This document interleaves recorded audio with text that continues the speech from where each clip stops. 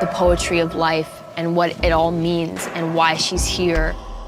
None of it really clicks until literally the last episode. Lexi's play is the thing that finally allows Rue to see herself as just a human being who's been through a lot. We are not our worst moments. So what are the limits of storytelling and how can we tell these stories with these characters? And whispering, still all this chaos. Congratulations, Lexi! Lexi, you really outdid yourself. Oh, shit. Lexi's so paranoid of hurting people's feelings or saying too much or offending people, and then in the end, I should stop? I'm not the one putting on a play to humiliate and embarrass you. Oh, really? I don't think Lexi's expecting Cassie to have that big of a reaction, but yeah.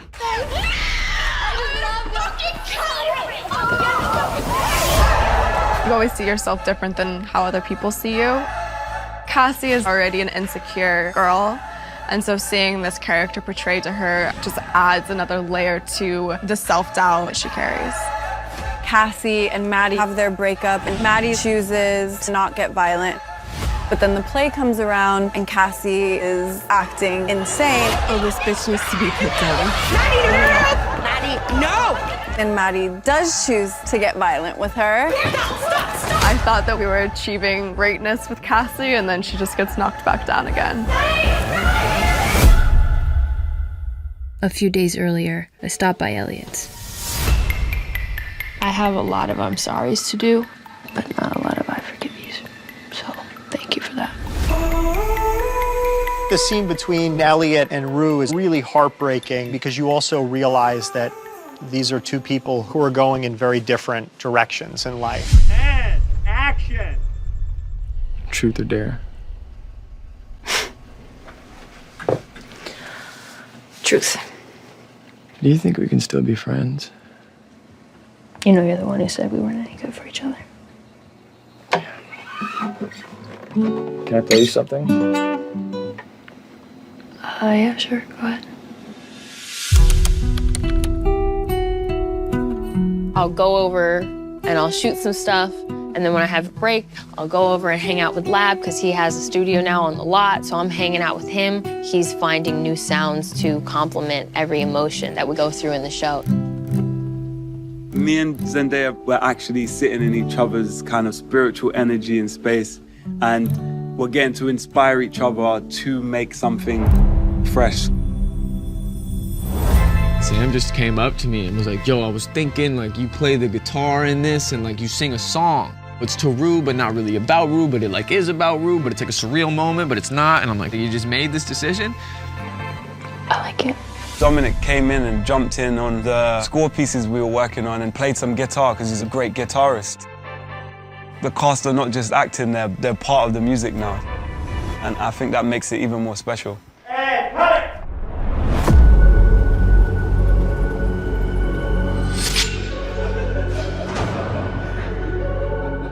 it! Cal's unraveling at the seams. He's a guy who's out there living his truth and experiencing everything he stopped himself from experiencing because he had this very sort of rigid set of family values and rules that he lived by. You happy? I'm figuring it out. And I think Cal at that point just kind of says, fuck it. I'm gonna be me.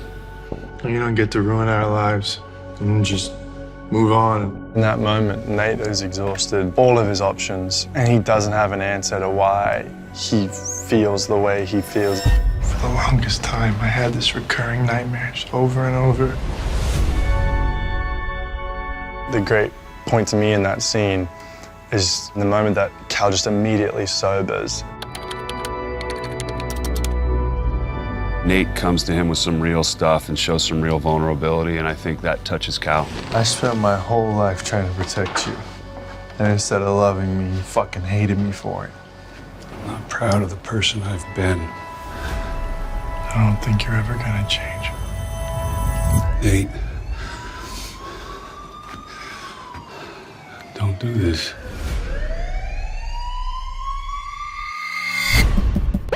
I really gotta talk to you about something. Faye is kind of like that missing piece that Ash and Fez never knew that they needed.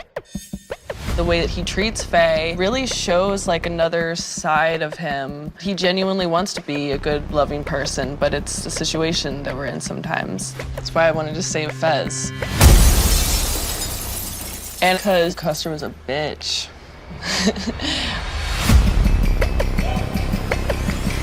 Ash, no! Life deals you the hand you have to play, and sometimes good people are forced to do bad things. Fezco has a strong sense of his morals, and he feels responsible to take care of Ashtray, you know, as his little brother. Sorry, bro, but we had to make it look like you ain't do this. When Fezco hits Ashtray, he's just trying to protect the kid, where he takes the fall for everything to give his little brother that chance at life that he didn't really have. Listen to me, I did this shit, not you!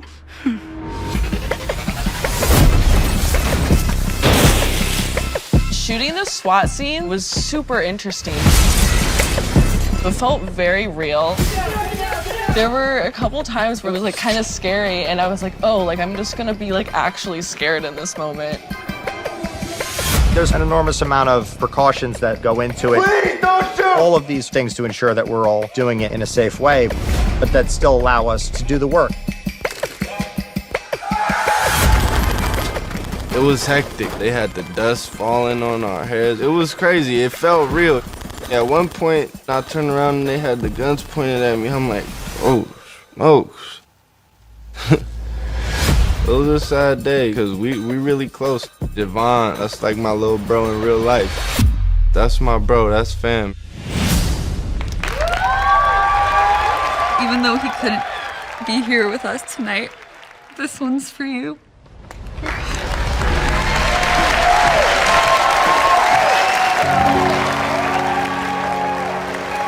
The trajectory of this season has always been, how does Rue find hope? And Lexi's play allowed her to kind of look back at her life without a level of judgment that she normally does when thinking about the past. Much like I think we look at Rue as an audience, and we can see the sort of the goodness in her.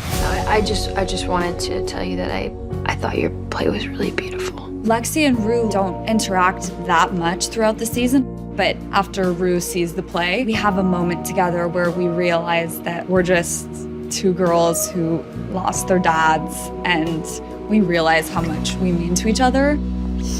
I miss you.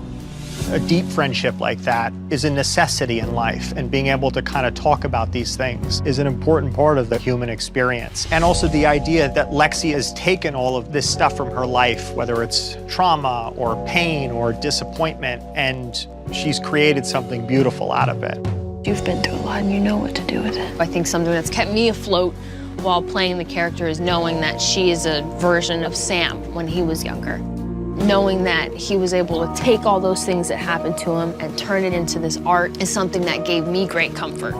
And knowing that, well, Rue one day is gonna grow up and she's going to be like Sam. I think having a sweet moment and walking away from Jules, not in a place of anger or resentment, but in of like respect and love, shows that she's choosing herself, choosing to take the steps that she needs to get better. Relationships move in terms of ebbing and flowing, and then needs change, and that causes people to fade away from each other. And that's the reality of loving people, and the memory is still like a gift. Jules was my first love. At least that's how it felt. I'd like to remember it that way. And ultimately, that's what makes life beautiful. The messiness and the faux pas and the mistakes and the things you say that you shouldn't have said. Like, that's what makes life worth living. My hope for the audience after episode 8 is that they feel like they've been through it with these characters and that they love them all despite their faults and flaws, and that they're excited about what happens next.